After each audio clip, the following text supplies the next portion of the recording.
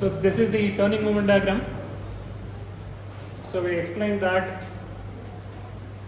there are 4 strokes in a 4-stroke engine. So the one is the suction stroke, when it moves from TDC to BDC. So that is half revolution of the crankshaft. So that is 0 to pi. And the compression stroke, but then again the crank goes from BDC to, I mean the piston goes from BDC to TDC. So that's pi to 2 pi. And finally the working stroke or the power stroke, where again the piston goes from TDC to BDC doing some positive work. And finally the exhaust stroke from again BDC to TDC. So there are actually 2 revolutions and 4 strokes. Each half revolution is actually 180 degree. So instead of 180 degree, they are writing it as pi, because 2 pi is 360 degree. Okay, in terms of radians. So here we are trying to see the positive torques and the negative torques. I mean the amount of energy which is being given to the crankshaft and the amount of energy sucked out of the crankshaft when it is rotating. Okay. Now during the suction stroke, just now we explained that to suck the air into the engine through the air filter and through the tubes of the intake manifold, since it has some resistance, it needs some amount of work done. So you can see that as it actually, you see that this line is actually 0 line. And you can see that as the piston goes down, it will actually need some work done. And this is the amount of work done which is actually during the suction stroke. Not throughout the suction stroke, during half of the suction stroke. You will see that once the piston starts to come down, imagine here, this is the engine, this is the piston coming down from TDC to BDC, from TDC to BDC, and it's coming through the inlet valve. The air molecules start getting into it. You know that the piston moves from TDC to BDC. Is it moving at constant velocity? From here to here, will it move at constant velocity or will it move? Okay, at this point it is 0 velocity, and now it will gain speed, and again it will lose speed, and it will become 0 velocity. Is that way? The first way or the second way? Second way. So that means at TDC it has got 0 velocity. Again it starts increasing speed. Almost in the midway it increases to the maximum speed. Again it starts losing speed and it becomes 0 speed. So it is like acceleration and again deceleration. So here the piston starts to accelerate. As the piston starts to accelerate, the air molecules start following. So that means the piston is trying to do some work on trying to suck the air into this. So therefore the crank loses energy because it's trying to suck air. But from here, so almost from the half of the stroke here, you will see that the piston starts to slow down. Okay, so can you imagine? So these are the things which are very important from engineer's point of view. And now you'll see that it's almost from this point, you'll see that it's almost from half the stroke of the engine. Now this piston starts to slow down. But these air molecules which are actually which are closely following the piston, they don't know that the piston is stopping. So all these air molecules which are running behind the piston, they don't want to stop. So they will start applying pressure on the piston, which wants to reduce its speed. So therefore, once the piston gains speed, the air molecules have what? Momentum. You can't, now the piston wants to say don't come, but these molecules keep coming and they start pressurizing this piston. So you'll see that during the half of the stroke of the engine, so there's some work which is actually sucked into the crankshaft, but next is this air molecules will try to push the piston downwards during the next half of the stroke. So that is the reason this is above this. So this is negative, this is positive. Positive means what? The work is given to the crankshaft. So that means the crankshaft speed increases. And that's in the first half of the stroke. To suck the air and accelerate the air, you need some work done. So suction stroke will have negative work done and positive work done. And here in this book, they have almost given it as equal. It may not be actually equal. It's only for understanding they have given it. So that means during the suction stroke also there is some amount of work done during a part of the suction stroke. Okay? So here you got a negative work, here you got a positive work.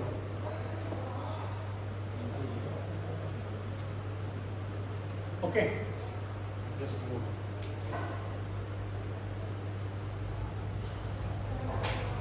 So here, so there is this. Okay, so it is negative work, this is positive work. And then during the compression stroke, you will see that there is complete negative work, because to compress the air, now as the piston starts going from BDC to TDC, there is complete loss of energy from the crankshaft, because now the crankshaft has to literally push the piston upwards, compressing the air. So there is no work done from the crankshaft. I mean, there's no work done onto the crankshaft, but there is almost like work set out the crankshaft. So you see negative here. So here is negative. It was positive here, it was negative.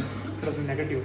So this is during the suction stroke. This is during the compression stroke. At the end of the compression stroke is the beginning of the power stroke. So that means this air and fuel mixture have been compressed, and here you have a spark, or maybe in the case of diesel engine, the diesel is being injected, or slightly at the end, or even before that slightly, and it starts to combust. Once it starts to combust, you will see that there is positive amount of work, positive work done, because this burning gases would do work on the crankshaft trying to increase its speed. So you'll see that there's a huge amount of positive work done on the crankshaft. Okay, from here to here like this. So almost to the end of the working stroke. Again during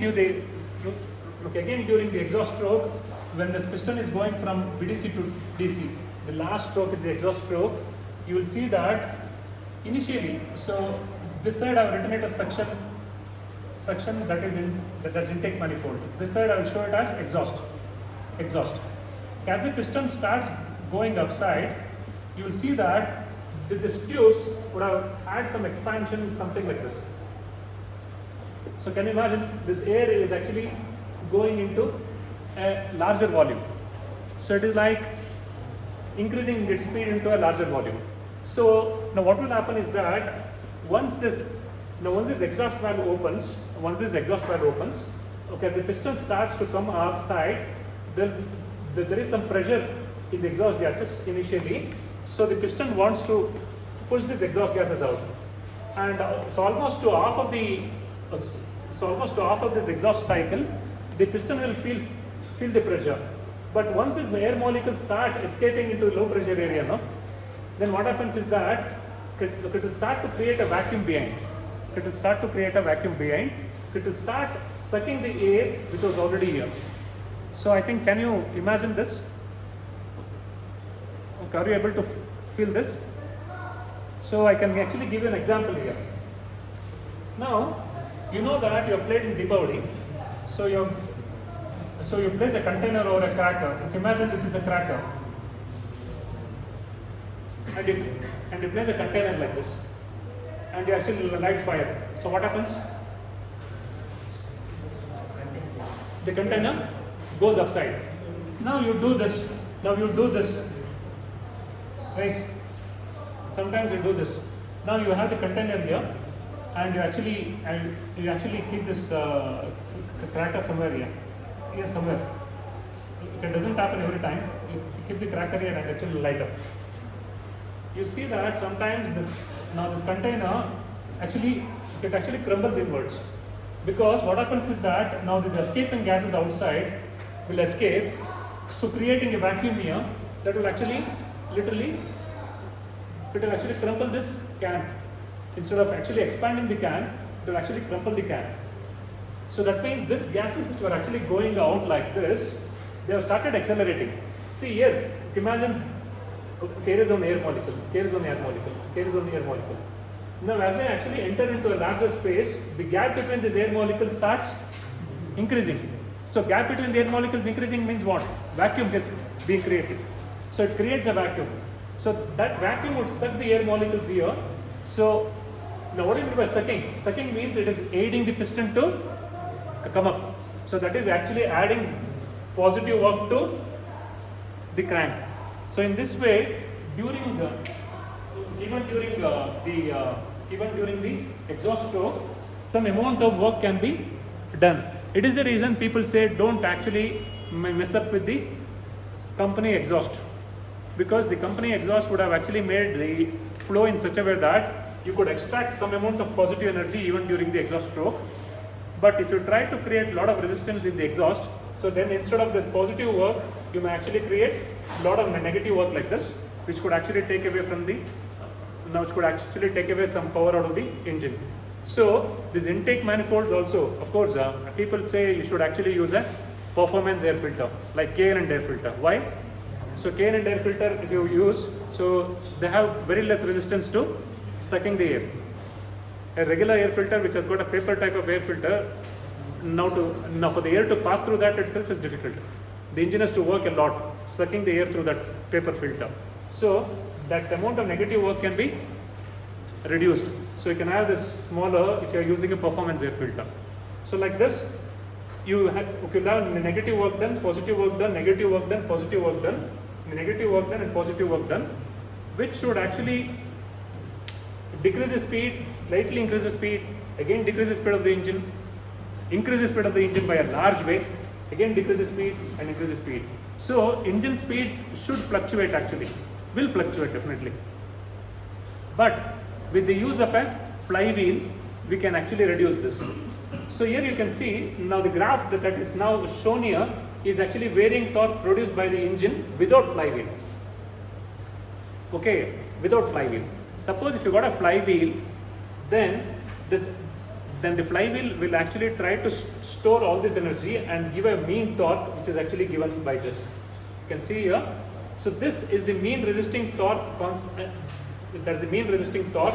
So this dotted line is the mean resisting torque. So that's the constant torque with the flywheel. Okay. So I think people can compare this to the amount of money that every person earns daily and every spends. Usually what happens is, okay, they start with this amount of energy, at the end they end up with this amount of energy. So it is almost like now whatever the amount of energy which was produced is being utilized, finally there's some excess energy. Okay, now as we solve the problem we can understand. So it is the reason this T min has gone up to this point, because the positive energy is more than the negative energy. So therefore this T min is above 0. Suppose if this negative and positive are equal, then this T min would have come to 0. If this negative area was equal to the positive area, then this T mean would have been at 0. So since this is more than the negative, the T min has, now this T mean has got slightly gone upside. So you can use a larger flywheel so that this T mean can go still further and this fluctuations can be reduced. So this is about the turning moment diagram for a 4-stroke engine. Now we should be able to explain this in this way. So now x-axis was crank angle, y-axis is called as a turning moment. So this is called as a turning moment diagram for a 4-stroke engine. So like this, you can see here, so there is this.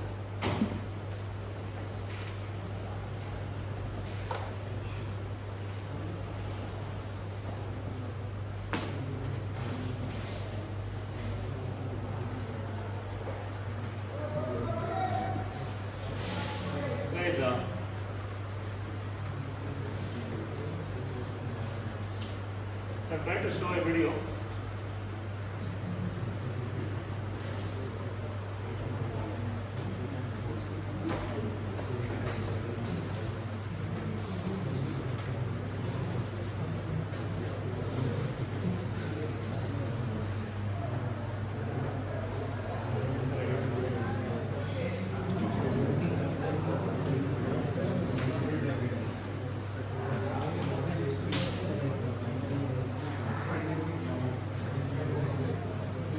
I will actually get on this. Okay, well.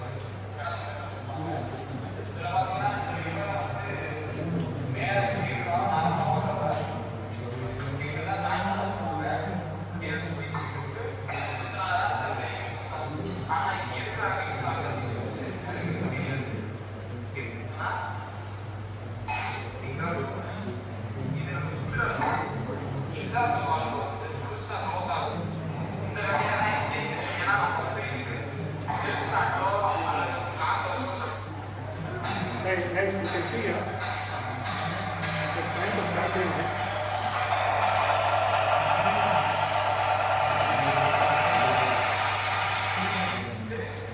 Guys, it's not showing here.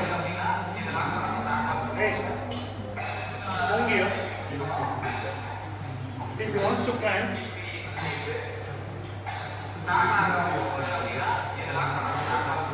guys, I don't know how many people can understand this.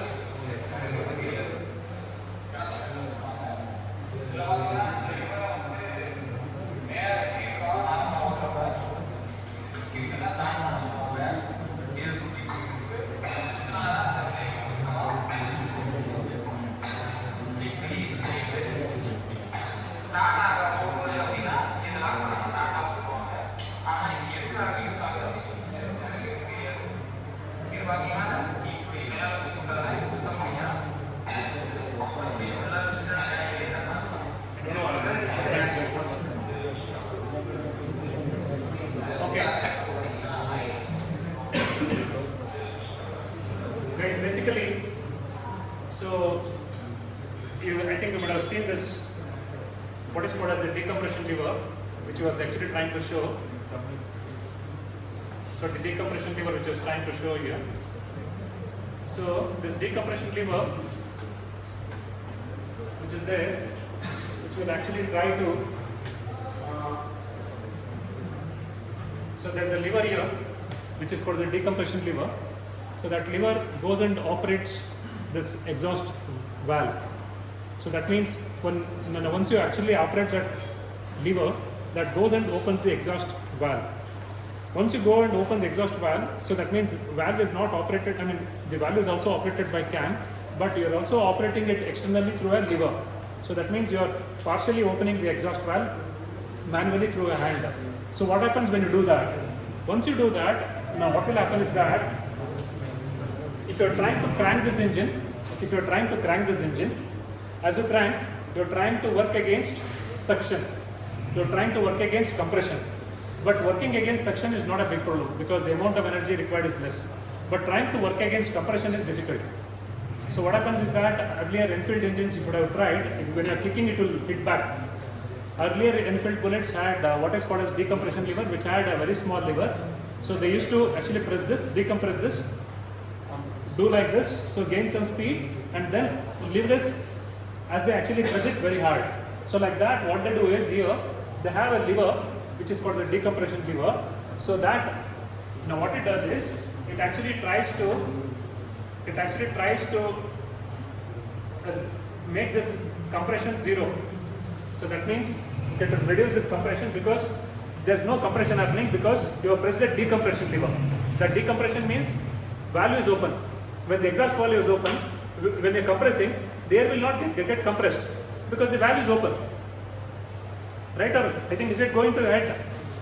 So valve is open, so therefore this negative amount of work done is not there. So that means now the crank is not sucking the energy. So it becomes easy for him to actually crank. And also this work done is also not there. So initially while cranking, what he's trying to do is he is only trying to suck the air, and even sucking is not there because the exhaust valve is open. So since exhaust valve is open, so sucking also will be, will not have much problem in the sucking because it will be easy for him. Okay, don't worry about that sucking. So usually worry about that compression. So once you actually gain speed, by cranking it, then you actually release that decompression lever. Once you release the decompression lever, then the compression starts. Once the compression starts, here there's a spark, or maybe in the case of diesel engines, it is actually injection, and it starts, the fire starts and it does. So that is what he was trying to explain in that. So basically what they do in those engines is that, so what you see here outside the engine, a flywheel. Now this flywheel is attached to the engine so that initially as you crank, it gains speed, it stores energy. I think earlier we showed the example of a punching press. Punching press had a very big flywheel because a short amount of stroke needed so much of energy. So during the remaining like 5 to 6 seconds, it will actually gain energy because the electric motor is pumping the energy to the flywheels.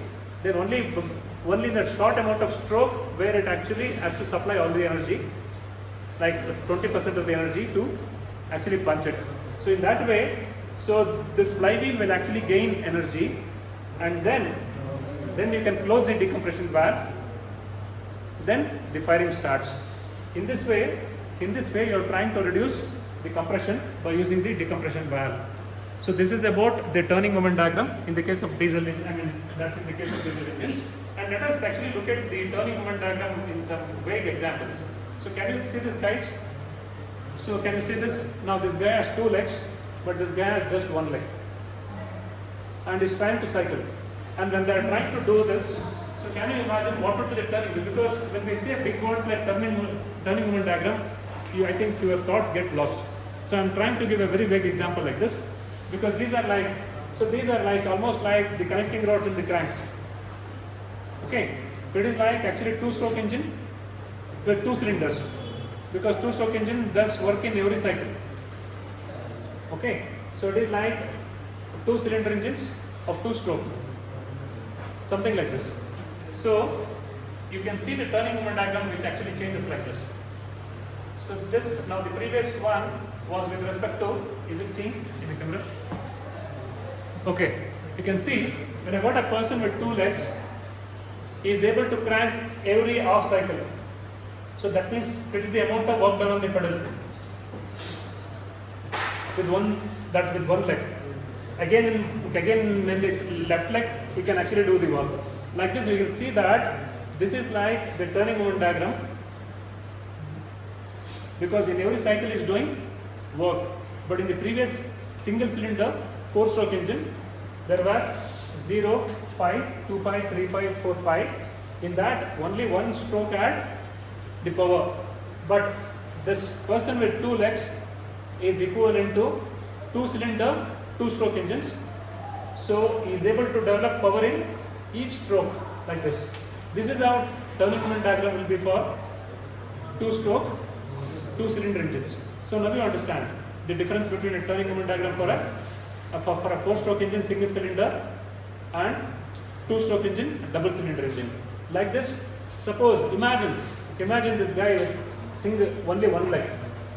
In his case, you will see that 1 leg does the work, there is no second leg, so no power. So what happens to that? So here the turning moment diagram, the average mean torque here is more, because he is able to use 2 legs. But here, since he is using only 1 leg, that line has gone from here to here, because mean torque is actually the work done throughout the cycle. So cycle is what? From 0 to pi to 2 pi in 1 revolution of the crank. So only 1 leg is producing torque, so his average comes down. Here both the legs are producing torque, his average torque is increased. Something like this. I am trying to give this example so that the turning moment diagram to have some feel. Okay. So this could be, what you are seeing is like for 3 cylinders. Now for 3 cylinders, and this is for again 4 cylinders. Suppose if you got 4-cylinder 4-stroke engine, it is as good as actually 2-cylinder 2-stroke engines, because 4-stroke engines have one power stroke for 2 revolutions.